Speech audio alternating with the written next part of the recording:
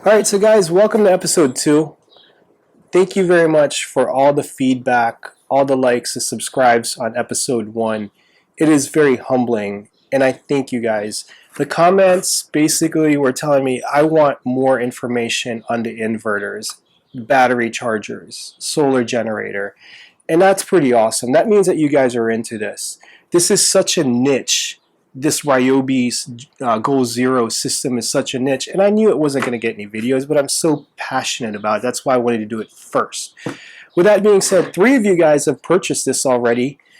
Thank you. It's so humbling that you guys are taking my advice. So let me warn you about this though. This is a modified sine wave. This is not pure sine wave. Do not plug your laptop onto this. What you want is this, AC power. Modified pure sine wave AC power here. Right, so today what we're going to be going over is load testing, other brands, honorable mentions, and at the end we're going to geek out with this. We're going to do clever ways with this, so please stick around. Episode 2, here it goes.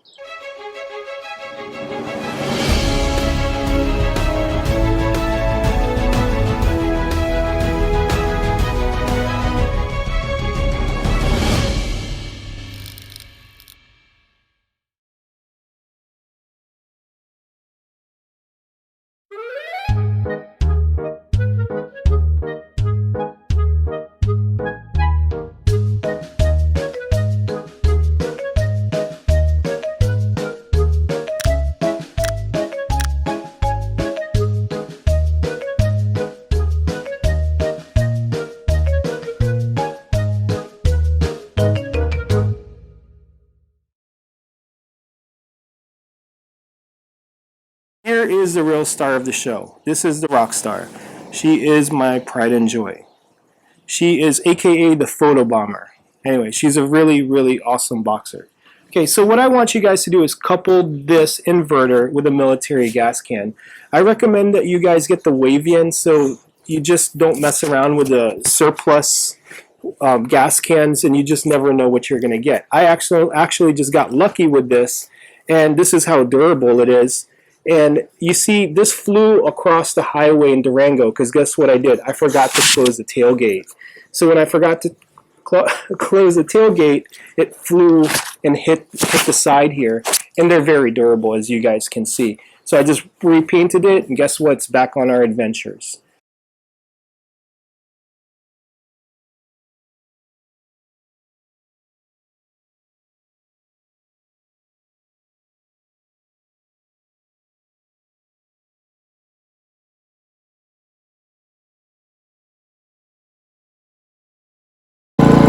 Okay, so we're about a foot away.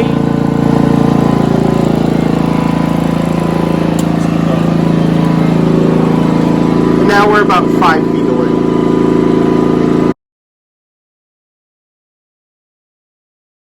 Okay, we're near. Going to 5 feet.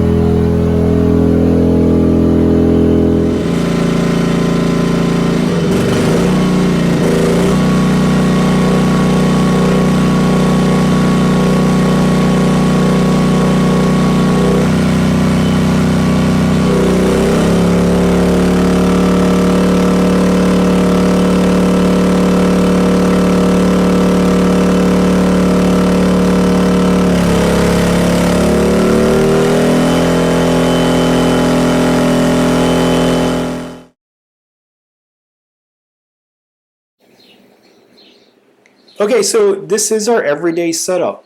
This makes me smile. First thing that you're going to do, take your 18-volt charger, you're going to plug it in. And then I'm going to face it towards me so I know where the 1 port is. That's the first one it's going to charge. I'm going to add the battery to it. Add another one.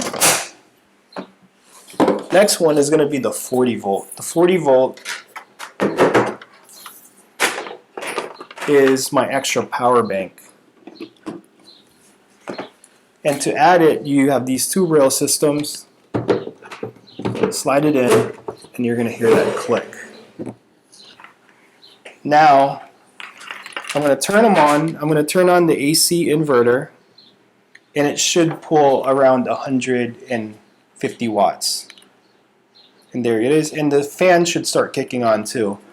You know that this is on just because of this blinking light. You'll see a blinking light here. Now, for this multi-charger, if it blinks green like this, that means it's charging. When it's solid green, that's when it's fully charged. It's going to go 2, 3, 4, 5, and 6 sequentially to charge. It only charges one at a time, but it's very convenient.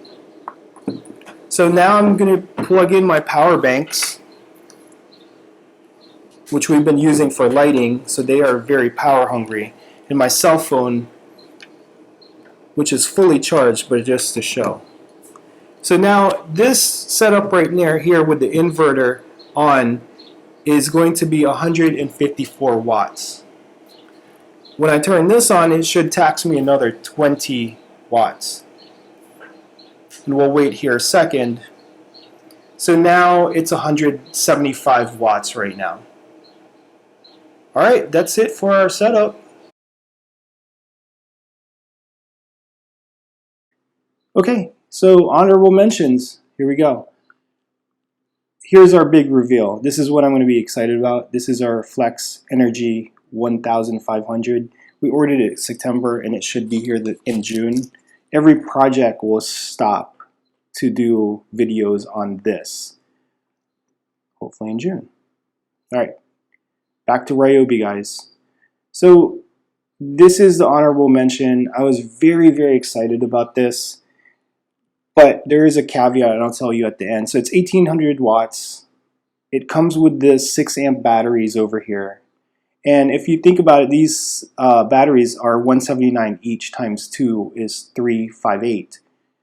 And if you think about it, if you need batteries and a power station, it's not bad. You're essentially paying $400 for it. So why didn't we get this?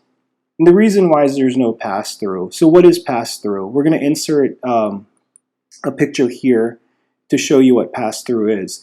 It's basically you're getting charged from solar or AC power from your wall, and then you can discharge through your wall outlets or through these outlets over here, these 3 outlets over here. And you cannot do that with this. You can only do one at a time. And that is a major disadvantage because you want to be able to charge and discharge at the same time, especially if the grid is down. Now, again, this is a very good unit, but we went with the Flex 1500. Okay, so second is going to be the Walt, this power station. If you are invested into the Max battery, this is an awesome one too. Now, please be careful. This is a modified sine wave. The way they market this is for construction sites, not grid down. So laptops, TVs, especially the good ones, especially the expensive ones, and those brand new refrigerators that are almost, they're computers basically. Don't plug this in. This is a modified sine wave. All right, let's keep going. This one, the Nexus Ego. Wow, this is a powerhouse. Look at this, 3,000 watts, and continuous is 2,000. But look at this price. That's craziness. I wouldn't buy it like this. Now, if you guys already have the lawnmowers and invested with these batteries, I would not buy this. This is way too much money. You're coming into the same price range as this.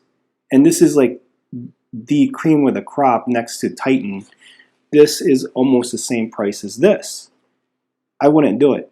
Now, here we go. This is what I'm talking about. This is the tool-only version of it. Right? Tool only. If you already have batteries, then bam, you're good. $500 later, you have a powerful, powerful generator. And that's quiet. Okay, what's wrong with this, Mike? No pass-through. There's no pass-through. Even with this DeWalt, no pass-through. Ryobi, no pass-through. Okay, I know, no pass-through. So, but this is pretty powerful, and if you are invested in that, let's go, let's do it. You have 2,000 watts. If you have these 56 volts, 10 amp batteries, if you have them, you have 2,000 watts in your hand, ready to go. That's a lot of power. My Flex 1500, there's only 1,000 watts over here. You have 2,000 if you have those batteries. Now, those batteries cost a lot of money. They are $450. But I think if I was an ego person, this is worth it. To be honest with you, if I already had the batteries, only if I had the batteries. All right, ego fans, because I am an ego fan too. I almost bought them. It was a debate over Ryobi, and it was close. This, wow, this is what makes me happy. I would buy this if I had ego batteries. Why? Look at the price, $99. And you have a powerhouse of a battery if you have that 56 volt 10 amps. That's 560 watts. For this price, I would get one or two of them. As many as batteries as you have, I would buy it. This is pure sine wave. Again, this just discharges so that you can't even plug this in. Let me see, did I miss anything? Pure sine wave. So this is only 150 watts. It's just somewhat like my little Ryobi. But if you think about it, right, this will last longer because you have a bigger battery and you're discharging less. So this one, you could even watch TV the whole day if you wanted to, especially with our emergency TV, which is 60 watts. You just divide 60 watts by 560, which equals all day, right? So those are our honorable mentions when it comes to these tool generators. If you have them, guys, this is awesome. There's another thing too. There's a workaround on these, right? So let's pretend I have this, right? I have these chargers right here. So what you're going to be able to do is discharge, don't plug it into the wall, and what I'm going to do is charge these on my chargers, right? And I'll insert the picture. So you're going to be using your own charger that came with the lawnmower, that came with the weed whacker, and you can exchange the batteries as you're using them. So one or two are charging, and you're dispensing it through these AC outlets. Okay, that's the workaround, and that will work for this because you have 4 batteries here, so you can interchange as many batteries as you have. So if you have 4 chargers, you have 8 batteries, one's working, and then 4 are working, 4 are charging. Same thing with this, right? You can interchange this as much as you want. Cannot do it with this because it's only one at a time. So in February, we had a really cold spell here in Texas. We were just using too much energy for the grid to handle it. And that prolonged cold just basically was freezing everything that we had. Wind, it was overcast, so solar wasn't working. So it was a real scenario. I mean, everywhere you turned basically was saying, okay, this is about to go down, which was pretty scary. Our pipes were actually freezing too. Anyway, so whatever disaster you have near your region, just put it in front and then let's go at it. So this Generac. Generac is a pretty good company. A lot of my friends have this and they power half their house or all of their house. And for this price, for that peace of mind, it's good. I like it. Their service plans on this is pretty good. So the cons on this was our natural gas was low, and I'm going to insert a picture of my natural gas company saying, hey, it's coming low, please conserve. But you're also one engine part away from this thing failing. So that's why I still advocate for that small solar array. All right, Tesla roof. Man, this is expensive. It goes up like $1,000 a day, but this is like 50K last time I checked into it. This is awesome.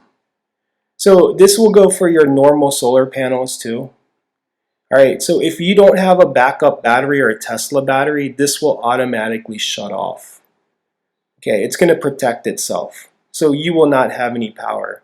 Now, if you have a backup battery like the Tesla battery, it was so overcast that it was only trickle charging your battery. So again, an alternative would be that gas generator or a gas inverter to supplement that power. So geothermal, I had a buddy who had a geothermal system.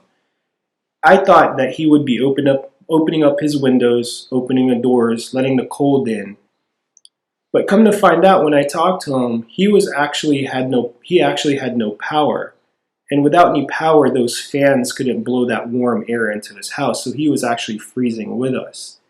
He actually bought a solar array to back up his system, so that way next time it happens, he can actually integrate it to his house to where those fans will be kicking in. So in conclusion, I would advise everyone to have a gas generator, a gas inverter, or solar array for backup power.